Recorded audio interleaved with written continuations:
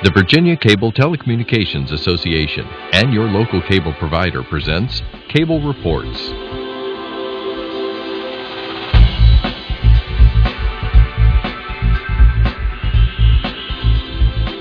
Join us now as Cable Reports brings you up to date on current issues facing the Commonwealth through discussions with your local legislators and other policymakers from across Virginia.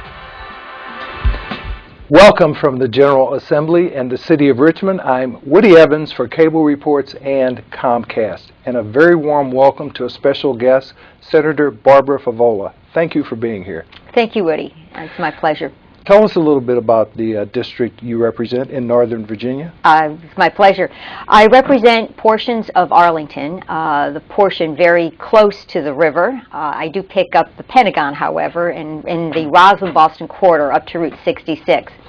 So that section north to the Potomac, and then I head west and I pick up parts of Fairfax, very close to the Potomac River, and parts of Loudoun, 6 precincts in Loudoun. So my district's called the River District, and I'm a very busy lawmaker because I have 3 active jurisdictions, Arlington, Fairfax, and Loudoun. But it's truly a pleasure to represent the 200,000 people that reside within the 31st Senate District. Great. And this is your second full year in the State Senate. Yes, sir, it is. I did serve in local government before my election in 2011. I was on the Arlington County Board for 14 years and chaired that body 3 times. So I'm not new to public policy or state issues because I saw them as a local official. But it's certainly different being here. The dynamic is different. The politics is very different. At the local level, there's much more of an emphasis on getting the job done, solving the problem, much less partisanship. At the state level, there's much more of an effort to define a political ideology rather than necessarily solve a problem. So that's been a very different backdrop for me to work in. And things move very slowly here. The name of the game is incrementalism. Everybody says, don't worry, you won't get this bill passed this year. And I said, well, goodness, I have to put it forward. We'll take the time to educate the lawmakers. We'll bring speakers up to speak to the bill. And then maybe next year we'll make some more progress on it. And that really is something that I've had to internalize a little bit more because I was used to a much faster pace, again, in getting something done at the local level. But it's very interesting. It's a challenge every day. I enjoy working with my colleagues. I enjoy thinking about the bigger impacts of particular policies. So I'm very happy to be here. And of course, this year, 2013, is the short session, 45 days. And Correct. now we have less than 45 days. That's correct. Yes, it is the short session, but we're going to dispose of 2,500 bills. And we will have amendments to the budget. So it's really just everything you would normally do except crunched into a shorter period of time. So the lawmakers have very long days, and one skill I have really honed now is my elevator speech. I can speak to just about any issue in 30 seconds. I just have to judge what level of detail the audience wants because we really move at that pace. So I'm used to it. I have take my Wheaties every day. Well, last year was an interesting year, and of course this year will prove to be just as interesting. But last year, of course, Virginia made national headlines. And I know you are now a leader in terms of women's issues, especially reproductive rights. Tell us what's going on in that arena. Thank you. I am the caucus chair for the Reproductive Health Rights Caucus. We very much want to repeal the bad decision that was made in the last session, which was the ultrasound bill. It was a trans-abdominal bill that passed, not the transvaginal, but the premise of having politicians interfere in a medical decision is just offensive to most Virginians, not just women, but to most Virginians. You don't want politicians practicing medicine. We do have some bills in that will repeal that. We also are playing defense because a fair number of bills have been dropped by some very ideologically conservative Republicans who want to roll back the clock. There's some bills that want to remove the federal mandate, which of course is not going to happen. that employers provide coverage for contraceptive health care. To think that we're even having this conversation in 2013 is amazing. We should not be spending any time on this.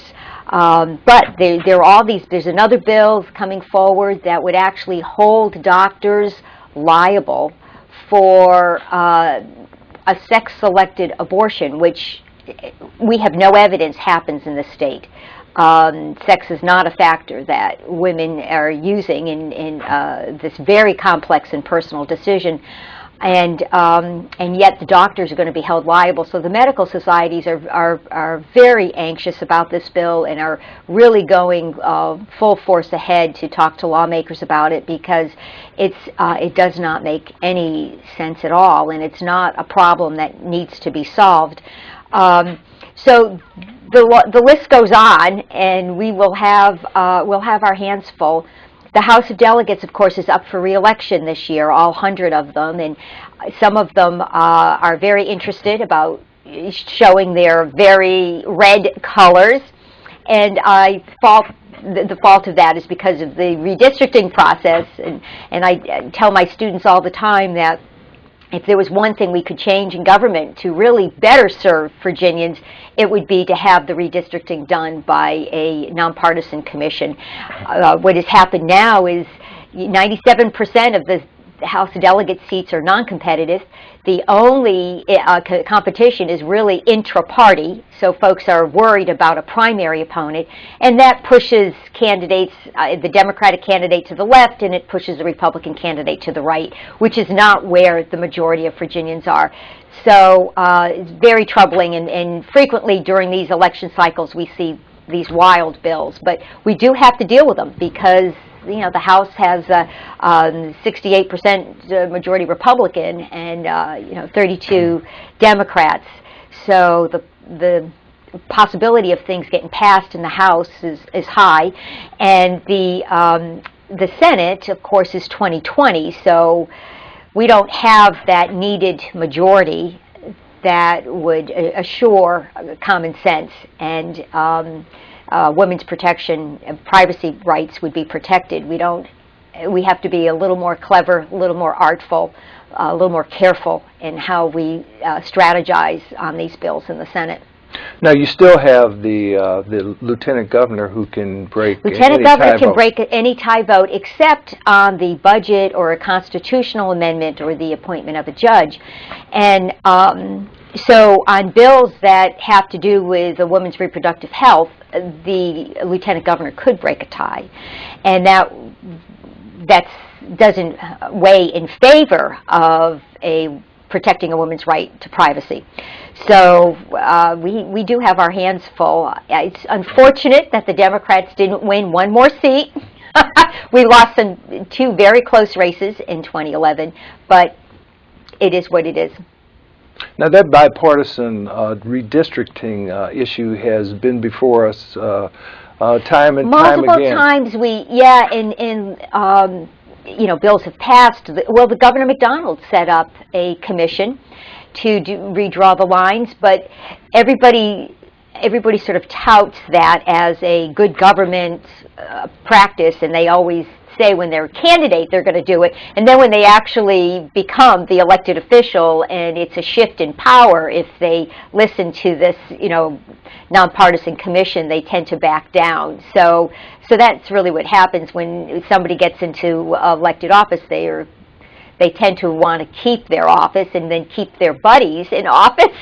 Because right now, as things stand, it's sort of the reverse of the way it should be. The members basically select their constituents. The members select their constituents, yes. That's right. So, and that's the way the things are drawn. But you just don't get a very representative view of where Virginia is if you've got a district that's nearly all Republican or all Democratic. So that lawmaker really doesn't have a good gauge on how to judge where he or she should be on exactly. Now, of course, women's issues involve family, children, and I know you have some initiatives there as well. I do. I'm a strong advocate of the Medicaid expansion.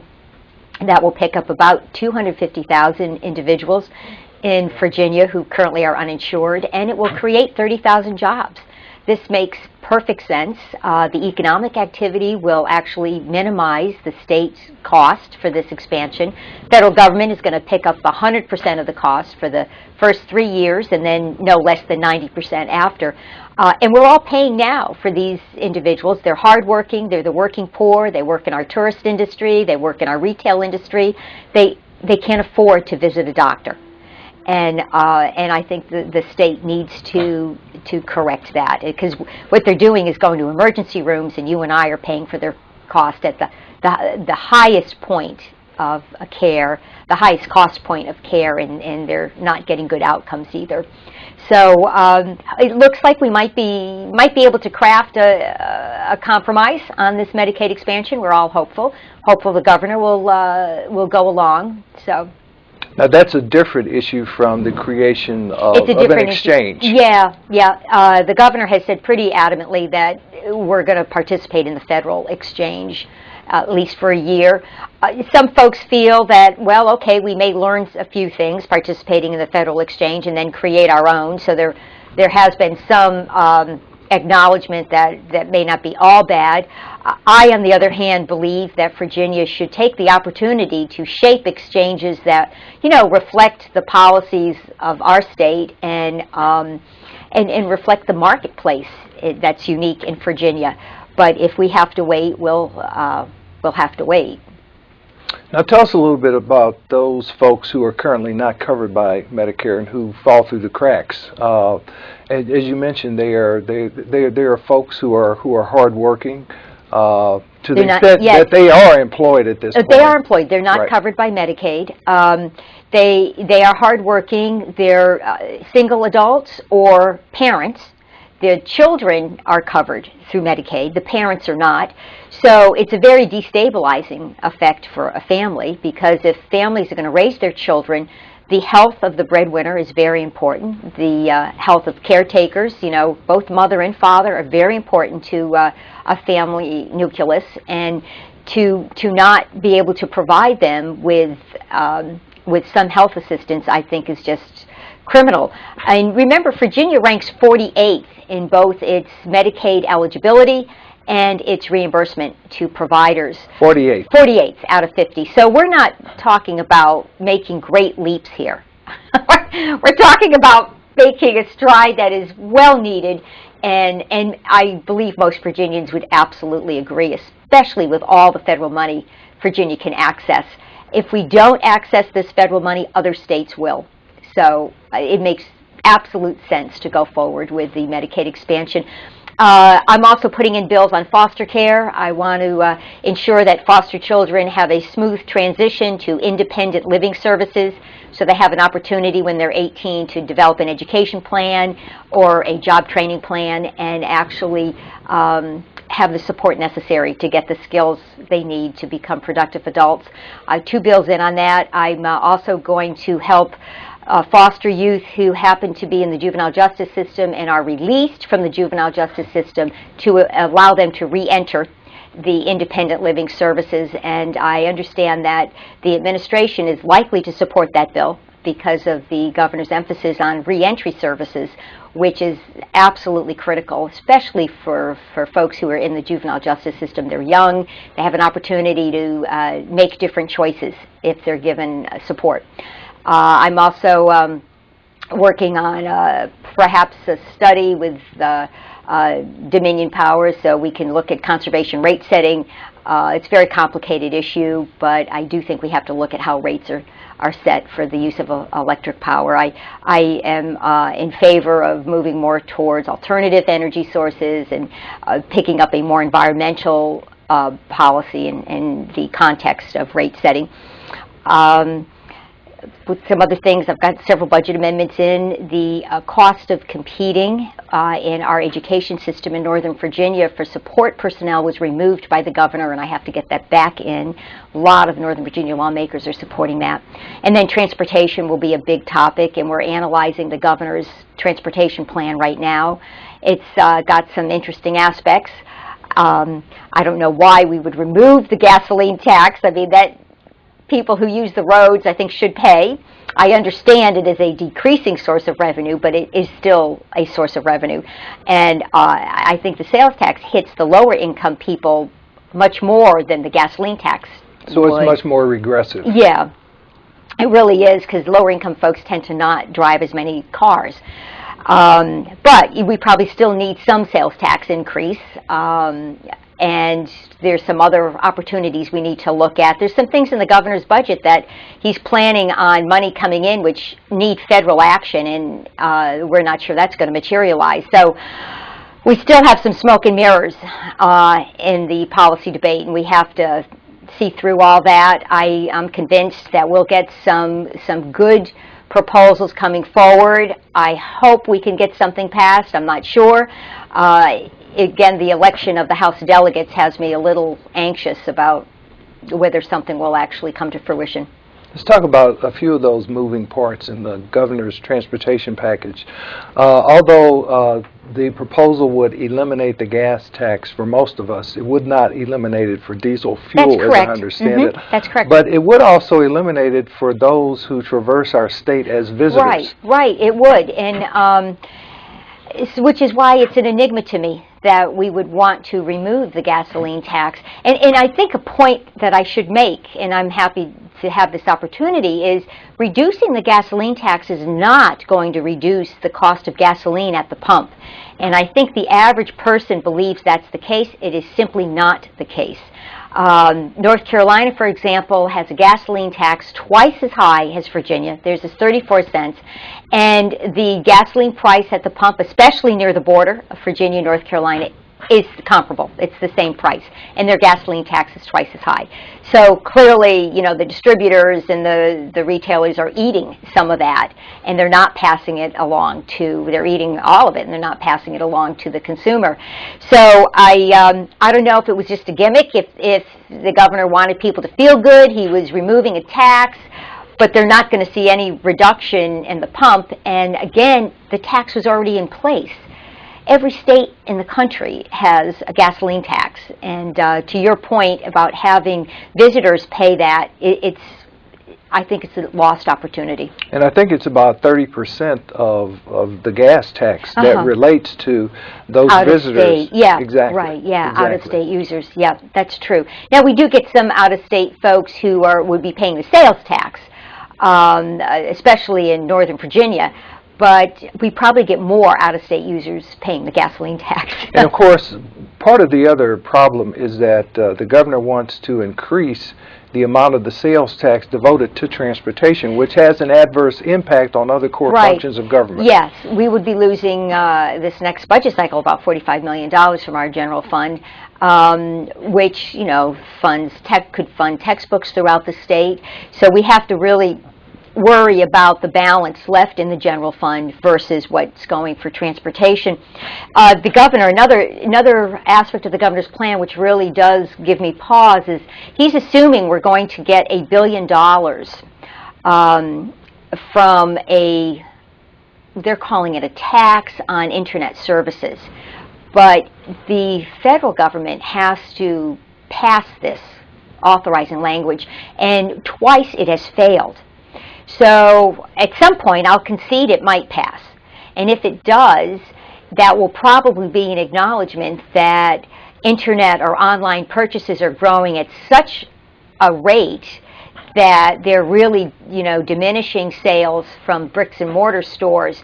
But what that'll happen is if the whole delta is dedicated to transportation, then I'm denying dollars going to the general fund. So that gives me pause too. We have to look at this from so many ways. You know, you want to be fair and equitable. You want to make sure you raise enough money to solve the transportation problem, but you also want to ensure that you're not, you know, taking money from the general fund, and you're not limiting future growth of the general fund. And I think there are a couple of other revenue raisers in the governor's proposal designated as fees. I think there's an increase in registration of $15 yes, annually. Some of these have been introduced before. Some of them have passed. They're not really big ticket items. There was a proposal, not in the governor's proposal, but there was talk of taxing services related to automobiles, like taxing car wash services or taxing, repair services. That's highly controversial. So, but again, it's something else we're talking about. It'll be very interesting to see. It has as many lawmakers as there are different ideas for figuring out how to solve the transportation problem. Right, exactly. So, now, something you and I had discussed off camera was the reaction to another surprise proposal that the governor made having to do with the automatic restoration of voting rights for nonviolent felons that suffered an early demise yesterday in the House of Delegates. It's very disappointing that it suffered an early demise. I think this is one area where I think Governor McDonald has really shown some compassion. And remember, these are nonviolent felons.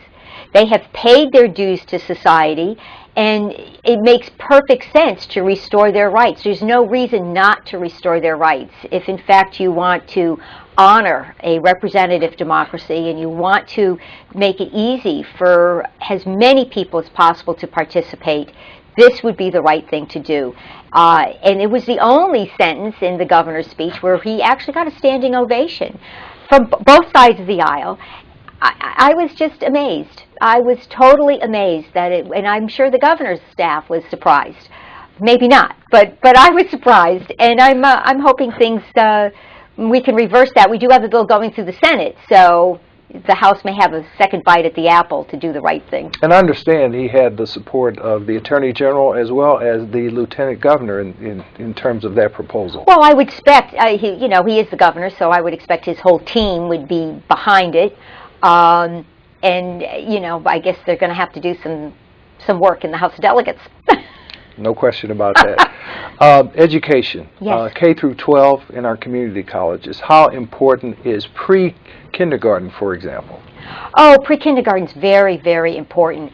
In Northern Virginia, all of our school districts have pre-K services for at-risk youth. So these would be youth who are at risk of not achieving academically, mainly because of economic issues or English as a second language. So our school systems up in the northern part of the state have really aggressively implemented preschool services. There are preschool services throughout the rest of the state, but it is something, Tim Kaine wanted universal preschool, and he was absolutely right. Tim Kaine, now our U.S. Senator. Now our U.S. Senator, former governor. He was absolutely right on that. All the studies show that a child is much more apt to succeed if we start very early. And to give every child the opportunity to compete in school should be a goal of the Commonwealth. And it's something that we have to do. I think it's an investment in our future. It's an investment in our national security. We can't afford to have children fail. It's not good for the child, but it's not good for society. And of course, one of the barometers for whether a child is learning is in the third grade, the standards of learning requirements kick in. And as I understand it, if a child can't read by that time, it's a prediction of failure. It's a prediction of incarceration, even potentially for children. That is true. That is true, and that's why most school systems have very low, small class sizes in the K through 3. We've all read those studies, and we do know we have to get the children reading by third grade, because what you said is correct. Otherwise, the probability of success is much lower. But it's a challenge. I mean, I'd like the state to actually invest more time and energy in crafting policies and providing money, on the K through 3 and pre-K effort. But teachers, I think, need to get a salary increase, which is going to be on our plate this session, and they certainly deserve it. And it shouldn't be tied to educational reform. They have not had an increase in 3 years. And our teachers are in the bottom half of the ranking in the 50 states in terms of average pay. So we have to do something about that. And we're going to, charter schools will be a topic, how much money you divert away from the general fund to support these private schools who don't have to meet the standards of learning is, in my mind, a big deal. And of course, our community colleges continue to play a very critical role. They do. They do. You know, I have a very good relationship with Dr. Templin, who is president of the Northern Virginia Community College. Last year I carried some bills for the entire system, making it easier for community college students to access a 4-year degree. I made more people eligible for a transfer grant to a 4-year institution. But to Dr. Templin's credit, the community colleges are now going to possibly even offer the opportunity to get an associate's degree while students are still in high school, which is phenomenal. And that really does give folks such a leg up. Right now, I know that many high school students are taking community college classes, and they're the high school students that are not, you know, your baccalaureate students or the ones on that fast track to go to college. They're the more at-risk students. So we're doing our very best to ensure a good workforce. One of the ways to maintain businesses in the state and to attract new ones is to have a educated workforce. And Absolutely. Of course, the community colleges serve their role as well. Absolutely. Oh yes, the community colleges are really our gateway. And more students are going to community colleges because the cost of 4-year institutions is quite high.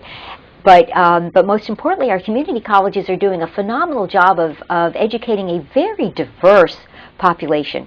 You know, a population that really reflects who we are.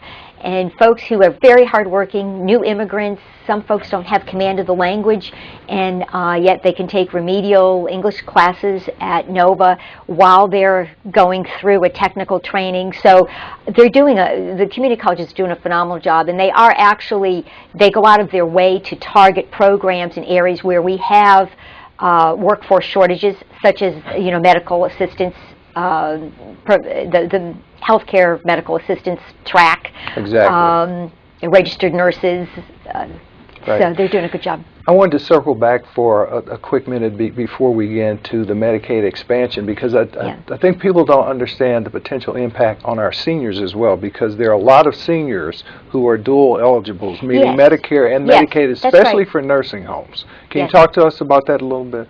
I will. The folks who are dual eligible now will continue to be dually eligible. But we have to do a better job of coordinating their care, and there's more emphasis now in trying to avoid nursing homes and to provide more community-based services. So we want to take that opportunity to do what's best for the senior, to sort of have the money follow the senior rather than put them in a box. Great. Well, thank you for being here today, Senator Favola. We appreciate your public service and your leadership. Thank you so much, Woody. Thank you for watching Cable Reports. Until next time, I'm Woody Evans.